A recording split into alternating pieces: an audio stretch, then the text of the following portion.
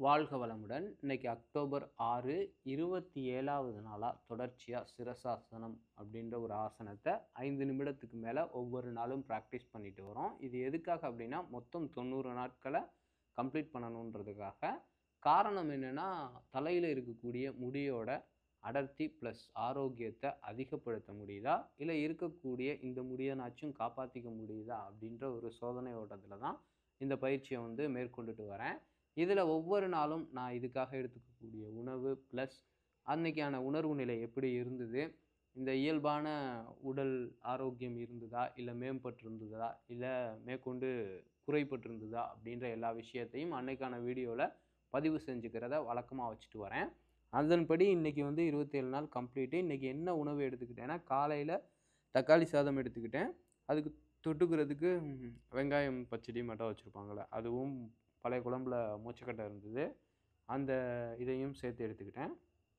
So இன்றைக்கான காலை உணவு அப்படின்றது இதுதான். உணவுக்கு முன்னாடி ஒரு அரை மணி நேரம் முன்னாடி ஒரே ஒரு ஆவாரம் பூட்டி சின்ன கிளாஸில் குடிச்சிருந்தேன்.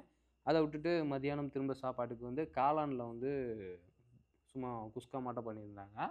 அதுக்கு தொட்டுக்கிறதுக்கு கீரை வச்சுருந்தாங்க. ப்ளஸ் ஒரு அது என்னது உருளைக்கிழங்குல தொக்கு மாட்டம் வச்சு பண்ணியிருந்தாங்க. அதுதான் இன்றைக்கி மதியான உணவு. இரவு உணவு அப்படின்றத நான் ஸ்கிப் பண்ணிட்டேன். ஒரு நாளைக்கு இருவேளை உணவு அப்படின்றதுல தான் இந்த பயிற்சியை நான் ரெகுலர் கடைப்பிடிச்சிட்டு வரேன்.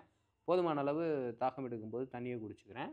இன்றைக்கி ஞாயிற்றுக்கிழமை அப்படின்றது வெளியில் சுற்றக்கூடிய நாளாக தான் இருந்தது. கொஞ்சம் மேகமூட்டம் ப்ளஸ் அப்பப்போ வெயில்.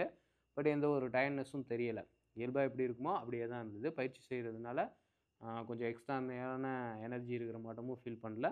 அதே டைம் உடம்புக்கு எதுவும் உபாதைகளும் வரல. மயக்கம், தலைக்கிருக்கு இது போன்ற எதுவும் இல்லை. எப்பவும் போல் இயல்பாக தான் இருந்தது.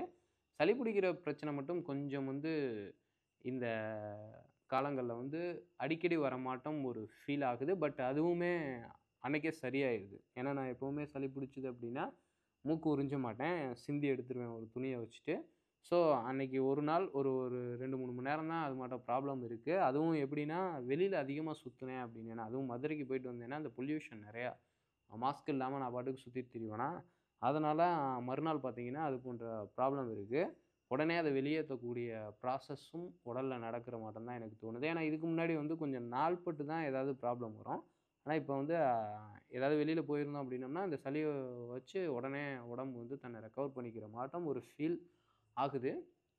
ஸோ அதை தாண்டி வேறு எதுவும் பெருசாக உபாதைகளும் இல்லை, ஒரு உயர்வான நிலை எதுவும் எக்ஸ்ட்ரா கிடைச்ச மாட்டமும் இல்லை.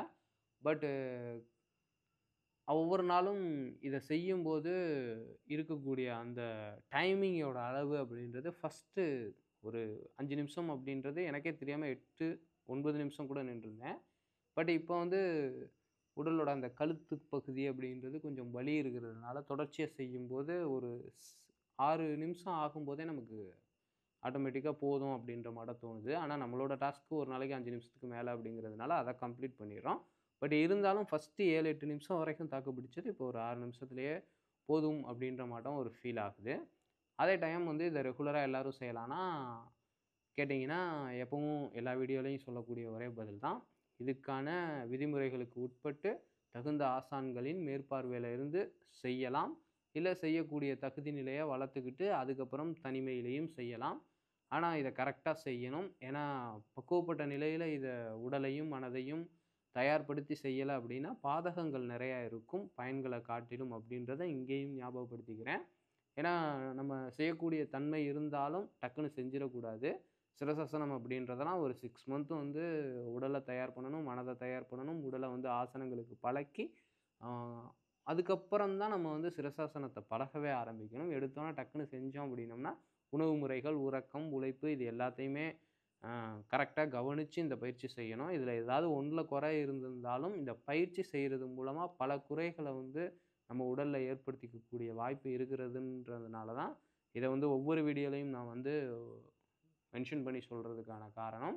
அதே டைம் இந்த வீடியோ நீங்கள் பார்க்கும்போதே ரிசல்ட்டுக்கான வீடியோவையும் உங்களால் பார்க்க முடியும். ஏன்னா எல்லா வீடியோவையும் ஒவ்வொரு நாளும் தனித்தனியாக செய்யும்போது எடுத்து திரும்ப ஈவினிங் அன்னைக்கான அனுபவங்களை அதில் ஏற்றி பதிவீடு செஞ்சுருந்தாலும் ஒரே நாளில் தான் எல்லா வீடியோவும் மொத்தமாக பப்ளிஷ் ஆக போகுது. ஸோ நீங்கள் எந்த வீடியோ பார்த்துட்டு இருந்தாலும் 90வது நாள் ரிசல்ட் எப்படி இருந்தது அப்படின்றத ப்ளேலிஸ்ட்டில் போய்ட்டு உடனே பார்த்துக்க முடியும்.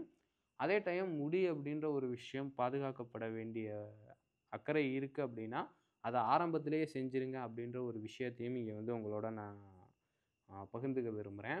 ஏன்னா, இதே பயிற்சிய வந்து நான் ஒரு 5 வருஷத்துக்கு முன்னாடியும் மேற்கொண்டிருக்கேன். அப்போ வந்து கீழ தரையில நிக்க மாட்டேன். கயிறு கட்டி, கால கயித்துல கட்டி தலைகீழா தொங்குவேன். பழைய வீடியோல கூட ஒரு வீடியோ வந்து அப்படி இருக்கும். வேணா செக் பண்ணி பாருங்க. அந்த டைம் வந்து எப்படி இருந்ததுன்னா, முடி உதிர்ந்து முன்னாடி ஏர் நெத்தியெல்லாம் வரல. சுத்தமா அந்த முடி கொட்டுன மாட்டம்லாம் இல்ல. லைட்டா அதோட அடர்த்தி கம்மியான மாட்டம் ஒரு ஃபீல் ஆகும்போதே, நான் இந்த பயிற்சிய செய்ய ஆரம்பிச்சுட்டேன். இன்னொரு முக்கிய காரணம் எனக்கு வந்து ஜெனடிக் ரீதியா கொட்டுறத காட்டிலும் ஒரு ஆக்சிடென்ட் ஒண்ணு இருந்தது. அதிகமான ஒரு கரண்ட் வேல நான் பார்க்குறதுனால, அந்த எலக்ட்ரிஷியனா இருந்ததுனால, ஒரு டைம் ஷாக் அடிச்சிருச்சு பயங்கரமா. அதுல வந்து உடம்பு வெயிட்டே வந்து கிட்டத்தட்ட ஒரு 14 கிலோ வந்து ஒரே வாரத்துல இறங்குச்சு. அப்போதைக்கு முடிய வந்து சும்மா கையில பிச்சாவே வரும். அது மூலமா தான் அதிக ஹேர் ஃபால் ஆச்சு. ஏன்னா, நான் தொடர்ச்சியா 21 வயசுலேருந்து யோகா பண்றதுனால நல்ல ஆரோக்கியமா தான் முடி இருந்தது. இந்த ஆக்சிடென்ட்டுக்கு அப்புறம் எனக்கு அதிகமா கொட்ட ஆரம்பிச்சுச்சு. ஸோ, அதுலேருந்து ரெக்கவர் பண்ணிக்கிறதுக்காக தான் இந்த பயிற்சியெல்லாம் இப்ப மேற்கொண்டுகிட்டு இருக்கேன். இயற்கையாவே உங்களுக்கு வந்து முடி உதிருது அப்படின்னா, ஈஸியா இந்த பயிற்சிகள்லாம் நீங்க மேற்கொள்ளும்போது, டக்குனு அத நிறுத்திறலாம். உதிர்ந்ததுக்கு அப்புறம் அத திரும்ப முளைக்க வைக்கிறத காட்டிலும், லைட்டா உங்களுக்கே தெரியும்ல அதோட அளவு அந்த அடர்த்தி கம்மியாகும்போதே நீங்க ஃபாலோ பண்ண ஆரம்பிச்சிட்டீங்க அப்படின்னா, ஏன்னா 5 வருஷத்துக்கு முன்னாடி கரண்ட் அடிச்சு ஒரு 2 வருஷத்துலயே எனக்கு அந்த ப்ராப்ளம் வந்து நல்லா தெரிய வந்துச்சு. மீதி இருக்கிற விஷயத்த வந்து நாளைக்கு நான் வீடியோல கிளியரா சொல்லிர்றேன். ஆ இன்னைக்கான டைம் முடிஞ்சிருச்சு. ஸோ அடுத்த வீடியோல பார்ப்போம். வாழ்க வையகம், வாழ்க வளமுடன், குருவே துணை, குரு வாழ்க. நாளைக்கு மேற்கொண்டு உள்ள விவரங்கள நான் உங்ககிட்ட ஷேர் பண்ணிக்கிறேன். நன்றி.